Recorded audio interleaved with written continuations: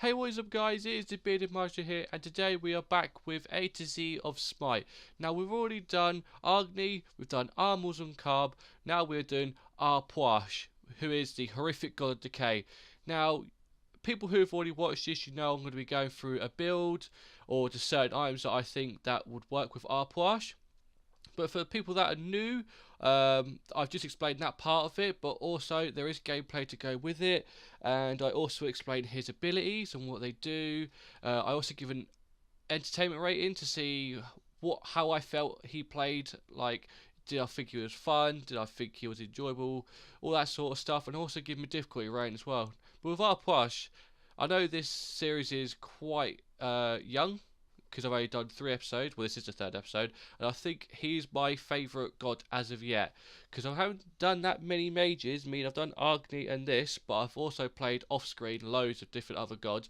But Arpash is probably one of my favourites. But anyways, guys, please just sit back, relax, enjoy the episode. Please hit that like button, hit that subscribe button, so I can keep this content going, because I want to hit the whole A to Z of the gods. Plus, I'll be also doing the new ones that come out in between. But if I hit the A to Z and when the new gods come out, I'll just continue doing this series, so you can sort of get a breakdown of what the new abilities are, what items you should suggest on trying out with the gods. But if you think there's anything better, then by all means go for it. Hit it in the comments of what you think could be better or what could be changed. So first off, what we're going to do, we're going to start off with the abilities. So we're first going to start off with his passive, which is Hollow Ground. Our Pwash is closely attuned with the dead and may exhume corpses at his will. When walking over a decaying corpse, our Pwash lowers the cooldown of Undead Surge and Corpse Explosion by 2 seconds, also restores 5% of his maximum health and 3% of his mana. So this is a very good little passive to have with our Pwash, because not only do you have that, but when I explain about the items I use, or you could use, that also helps out with the cooldown. So you could be popping these off within seconds of each other. It's a very good little passive, and I do strongly agree that you do build cooldown items with him, because that'll just make him even more deadly when it gets to the late game.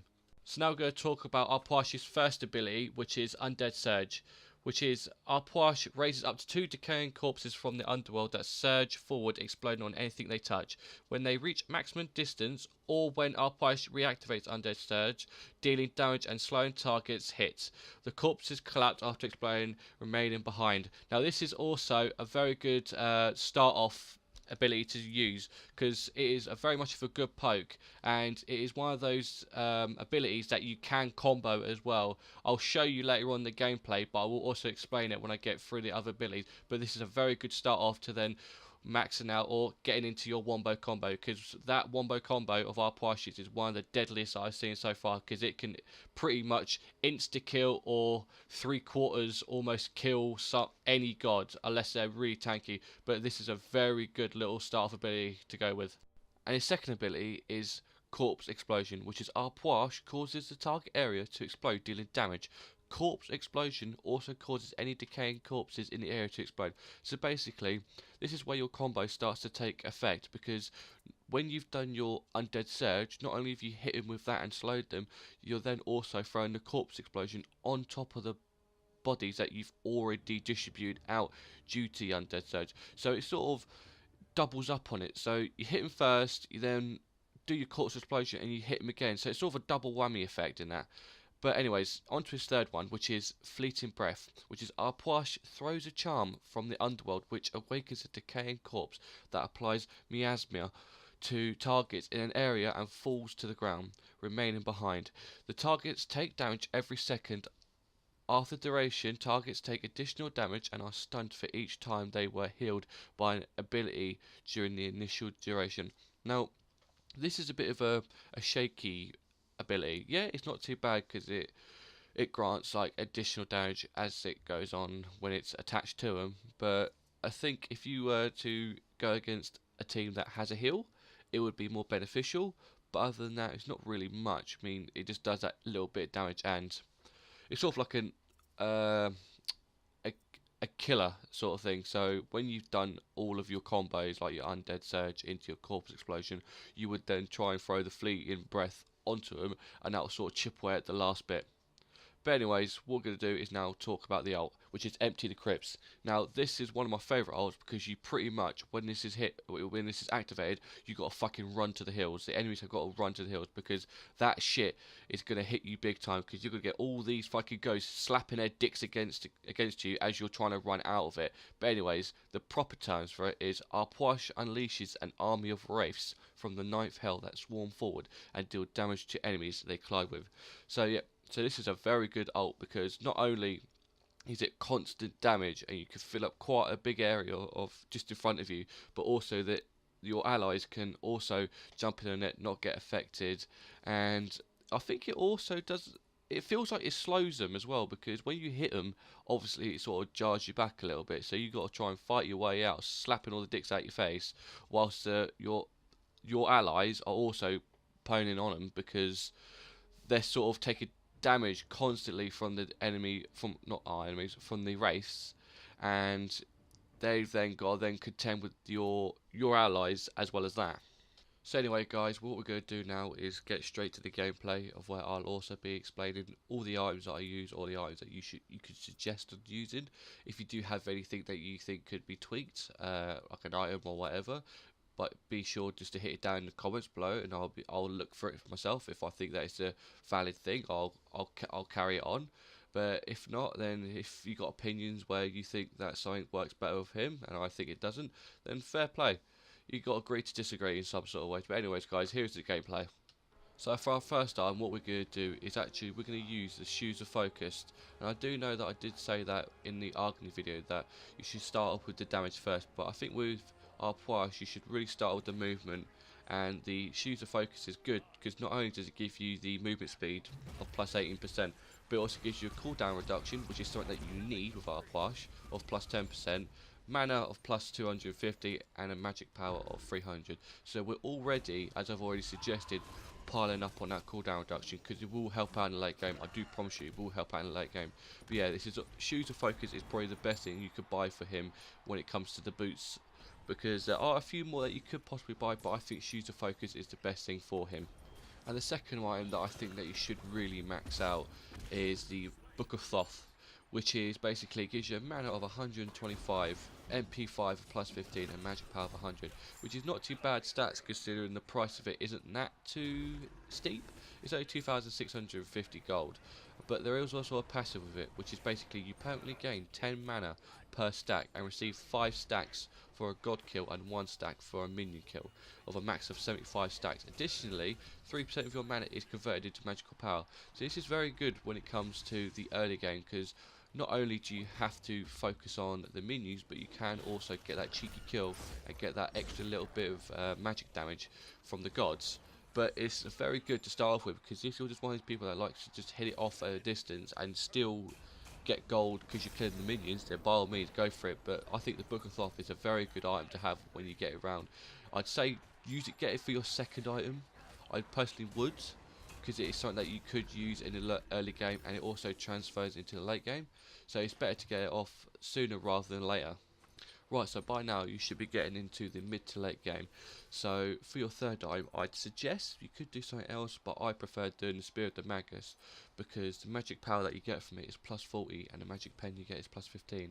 And the passive of it is that your abilities reduce your target's magical protection by 10 for 5 seconds for a maximum of 3 stacks. So when you get into the mid to late game, the gods start to make their builds, prepare their builds, ready for the late game, for that last push.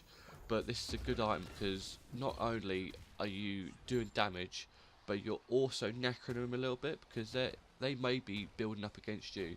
Their tank may be building MR against you, but you're now tapping into them because they are trying to build the MR, but that Spear of the Magus is reducing their magic protection, which means that what they're building doesn't really have an effect on you. But that is why I suggest building the Spear of Magus. Right, so for your fourth item, what I suggest is just building some damage, because you're slowly creeping into that late game. You sort of do need to keep up with the competition, so getting damage is something that you will need next. So that is why I suggest getting the Rod of Tahuti. It's a very expensive weapon to get, but overall I think it's very good due to the fact that it gives you 125% magical power and an MP5 of plus 15. So that is a very good item to get. Very expensive but very good. But it also has a passive which I really like. For any sort of mage god, you do need this, because the passive is it increases your magical power by 25%. So all that stuff you're building, and then you slap on that Rod of Tahuti that gives you that plus 25%. That is a lot of difference, and I really do like this weapon. So I do suggest that you get this. I really do suggest it. Right, so by now you should be into the late game, so your 5th item should be something that's really going to help you out when it gets to the last legs of it. So that's why I would get Kronos' Pendant, because yet again it does give you magical power of plus 75, an MP5 of plus 25, and this is where the cooldowns start to come into effect, because our Puch is all about cooldowns, and this just helps you that a little bit more, because you need to start kicking off those abilities as much as you can, and this is where Kronos' Pendant really does help you out, because loads of his abilities, as I've said like in the video previously right at the start, it's all about cooldowns, and if you want to get those wombo combos off, you've got to get those cooldowns in. So that's why I really do suggest that you try the Kronos' Pendant out, because it really will help you out in the late game. And for my final item that I like to build when it comes to our Puch, it is the Gem of Isolation, because this is also a very good late game item to get, because it gives you a magic power of plus 70, health of plus 250, so you'll definitely need that for the late game, and a mana of 250, so definitely will need that as well, because when you start punching out all these combos, it will start eating away at your mana. But if you keep building up on your mana, you'll have no issues. But there's also a passive with it. The passive is enemies hit by your damaging abilities will move 25% slower for 2 seconds. So this will really help you out when it comes to chasing them down, because you can hit them with that, you can hit them with your ultimate, which will then slow them down because they're getting hit by your wraiths when they're dick slapping them everywhere. You can then do your first ability, your second ability with the combo. You can do anything with them, and by that time they'll have not a pot to piss in, because they will be hunted down by the time you've already reached them. So I definitely suggest that you get the Gem of Isolation. But also we're going to talk about the 2 active items that you get as well. So my first one that I get is Purification. So you all know what Purification is, but for people that don't, because you might be new or may not use it as much, it basically is where using this item removes all crowd control effects and makes you immune to new ones for 2 seconds. So basically, if you've got a poison on you, if you've got some sort of slow on you, Purification just wipes it all out, gets you out of a sticky situation, and people can't actually hit you with any more sort of slows or anything like that for 2 seconds, which is very useful when it comes to the late game, because people are just going to be throwing shit everywhere, and you sort of need to get out of it in some ways. But if you do get caught, you've always got Purification having your back. And the second item of the active items that I use is Sanctuary. Sanctuary is a very good item throughout the whole game, doesn't matter if it's early, mid or late game, but Sanctuary is where using this item makes you invulnerable for 2 seconds from all damage, preventing you from taking any action. You may also move. So basically, if you get caught out, Sanctuary's got your back, because it will stop you from getting hurt. Doesn't matter what damage you do, what items they throw at you, whatever abilities, as long as you've got Sanctuary on for those 2 seconds, you're safe. That gives you enough time to run anywhere, get yourself sorted, or it may be used just to pile yourself through if you've got your eyes on someone that's almost dead. But I definitely do suggest that you get Sanctuary as well for any point in the game. I usually get it sort of beginning to mid, because at least then I don't have to worry about it late game, because sometimes you can get caught out when it comes to the early stages of the game. But I do very much suggest that you get Sanctuary. So now, since we've gone through all the items that I've spoken about and all the abilities and everything, we've now got to the end of the video. This is where I now give an entertainment rating and a difficulty rating. Now with our Puch, I think he's one of my favourite gods as of yet. I mean, when I first started playing Smite, I wasn't too keen on him, but as time's gone on, I really do enjoy what he does, because he's got so much in-depth things to do. I mean, he can insta-kill someone, he's got great abilities, and I think he's one of the best gods that I've played with to date. But I think for an entertainment rating, because I rate him so highly in my opinions, I think I'm going to give him a 9 out of 10 for entertainment, because I really do enjoy the combos you can get off of him, the variations of the items, and I think he's an all-round good god, because he's got so much different abilities that do different things, but they all in the end rack up to one massive combo, which I really do like about our Puch. And difficulty rating, he's not that difficult. But then again, I've played quite a lot of him, and I did not really understand much about him when I first played with him. So I'll give him a difficulty about a 6 out of 10, because it's not too high, it's not too low. I think it's just about right for him, because I think he's a very good god. He will take some training, like, to get used to him, because of the things you need to do to sort of get the most out of the combo that he can do. But I think overall he's not that difficult. But anyways, guys, if you did like this episode of A to Z of Smite featuring Ah Puch, please hit that like button, hit that subscribe button, comment on my videos for anything that you want to talk about. It could be different items, it could be different ways that you play Ah Puch.